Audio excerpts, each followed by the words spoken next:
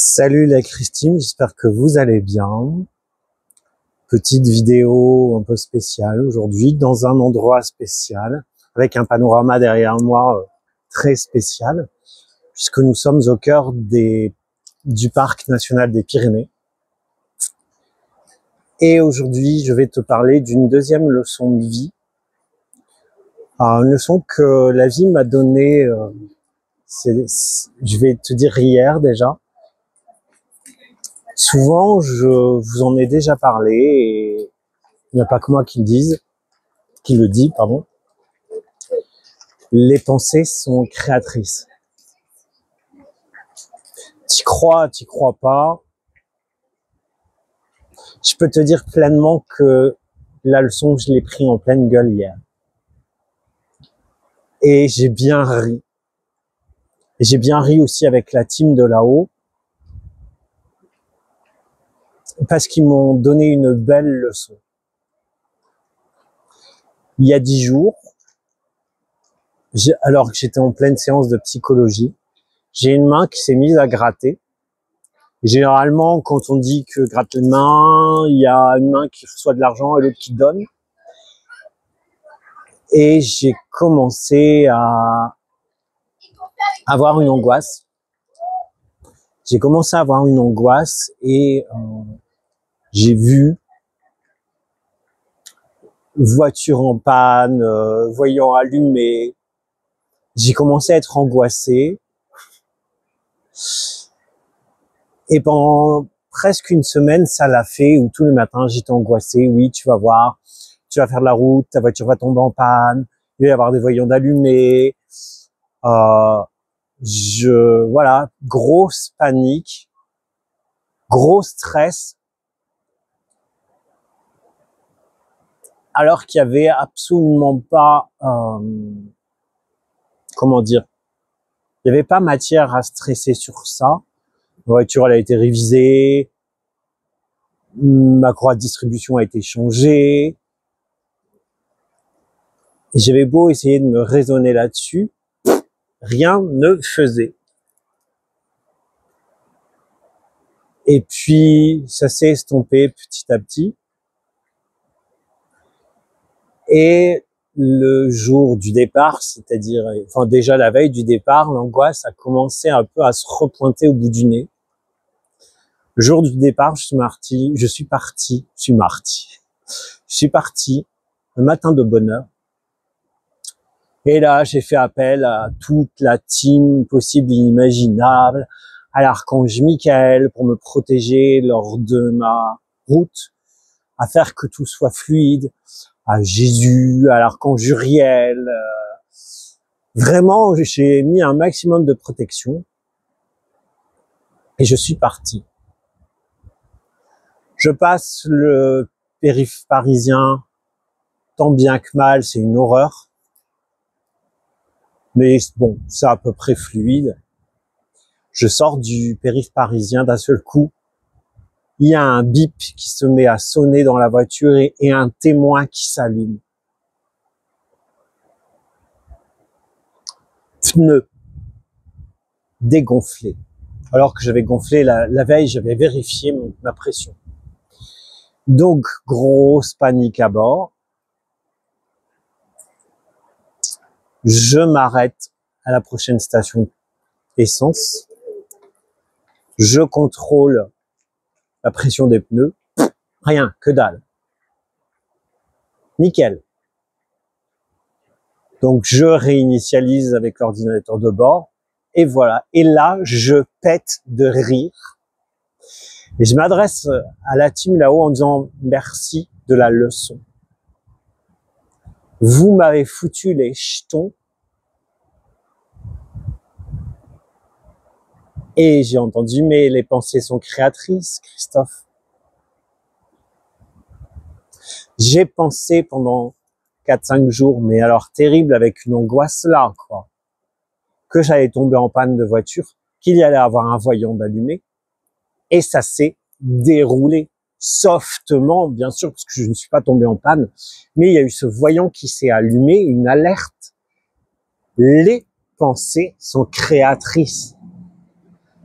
ça demande, et il y avait longtemps que j'avais pas expérimenté ça, parce que c'est pas la première fois que je remarque que j'ai une pensée et que ça se matérialise dans la vie, dans la matière, comme quoi il est plus facile de matérialiser de la merde que des pensées positives, que demander à ce que quelque chose de positif se matérialise.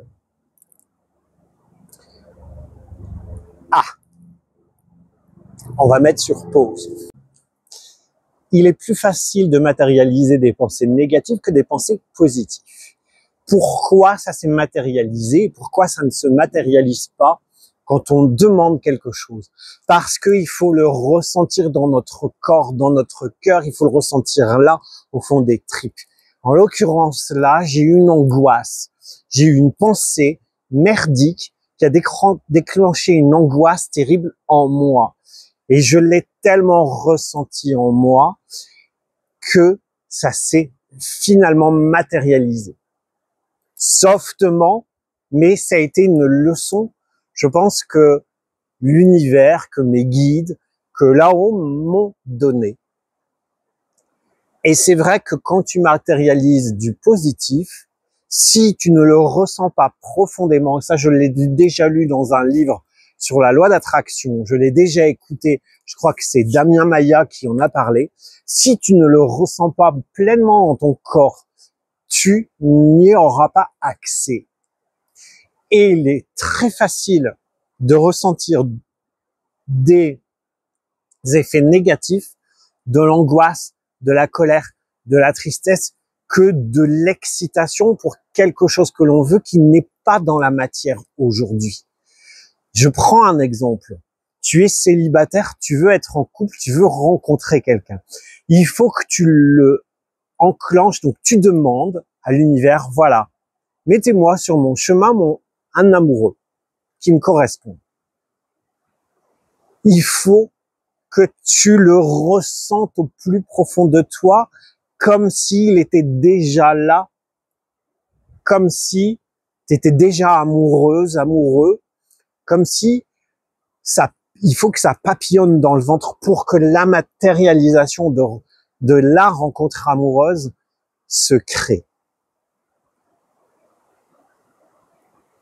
Une pensée, une réaction, une action, et ça doit s'ancrer dans le corps. Et j'arrive à le faire très souvent à propos de certaines choses et d'autres un peu moins. Il y a des choses, c'est beaucoup plus difficile de les ressentir. Mais c'est un travail quotidien. Si on arrive à matérialiser, à ressentir des effets négatifs, un effet de manque, par exemple, je manque d'argent, c'est profond, je ressens cette angoisse de manque d'argent parce que je n'arrive pas à payer mon loyer, parce que je n'arrive pas à acheter tel truc. Tu vas le ressentir là, tu vas être angoissé parce que je sais pas, tu as une facture et que tu vas pas réussir à trouver moyen de la régler et du coup tu vas t'angoisser et du coup tu vas le ressentir dans ton corps et du coup ça va se matérialiser. Comme je t'ai donné l'exemple de ce que j'ai vécu moi hier. Alors pense à ça quand tu vas demander quelque chose de positif pour déclencher dans la matière les choses. C'est-à-dire ressens le bonheur. Par exemple, je sais pas, tu veux déménager, tu veux un logement, ressens en toi le logement, en le visualisant, le super logement dans lequel tu vas te sentir super bien. Ressens-le en toi avec de la joie, des papillons dans le ventre. Pareil pour l'amoureux que tu veux rencontrer ou pour le super job que tu veux avoir. Il faut le ressentir dans le ventre, dans les tripes. N'oubliez pas que le ventre, c'est le deuxième cerveau. Je dirais même, c'est peut-être même le premier. Et je pense que hier, on m'a donné une belle leçon. Et de toute façon, après, j'ai éclaté de rire quand j'ai réinitialisé l'ordinateur de bord. J'ai fait le reste de la route. J'y restais 800 bornes sans rien. Donc c'était bien que j'avais matérialisé, mais que ça n'allait pas se produire pleinement, mais on m'a donné une alerte. Et j'ai entendu de la part de là-haut, parce que j'ai rigolé, j'ai dit, vous m'avez bien eu, vous m'avez bien eu. Et j'ai rigolé, et je leur ai dit, mais putain, c'est tellement ça. Et ils m'ont dit, mais oui, tes pensées de merde, tu les crées. Donc les pensées sont bien créatrices. Et je vous en ai déjà parlé il y a très longtemps. Je l'ai vécu je sais pas combien de fois, mais ça faisait longtemps que je ne l'avais pas vécu là.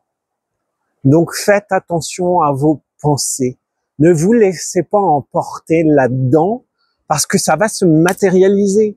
Donc si vous avez une pensée de merde, tout de suite, déclenchez autre chose, évacuez-la, faites quelque chose, marchez, bougez, calmez-vous et ne branchez pas votre cerveau, votre corps sur cette pensée de merde pendant des jours parce que ça va véritablement se réaliser.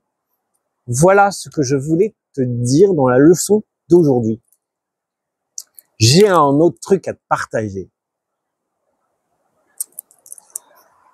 Je t'ai parlé que dans ce milieu de la spiritualité, du développement personnel, tout le monde n'est pas très ouvert, très gentil. J'ai un exemple tout con.